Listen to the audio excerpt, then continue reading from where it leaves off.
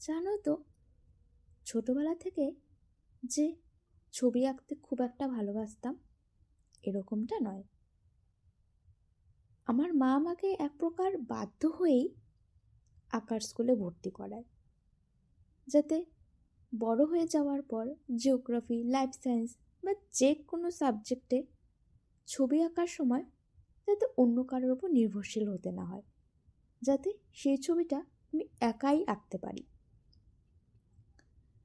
তো তারপর থেকেই আঁকার স্কুলে যাওয়া, অনেক বছর আঁকা শিখেছি, কিন্তু পড়াশোনার জন্য এক প্রকার বাধ্য হয়েই তখন আঁকাটা আমি ছেড়ে দিই। তারপরে 2-3 বছর আমার আর ছবি আঁকার সাথে কোনো রকম যোগাযোগ থাকে না। তারপরে আবার হঠাৎ করেই আমার আঁকাটাকে আমি আমার জীবনে নিয়ে আসি। তবে এখনও যে সেরকম পাকাপোক্তভাবে ছবি আঁকতে পারি এরকমটা নয়, তবে আস্তে আস্তে চেষ্টা করছি যাতে আরও অনেক অনেক ভালো ছবি আঁকতে পারি, অনেক অনেক ভালো ছবি আমি উপহার দিতে পারি। তো সবাই এভাবেই আমাকে সাপোর্ট করে যেও, ভালোবেসে যেও।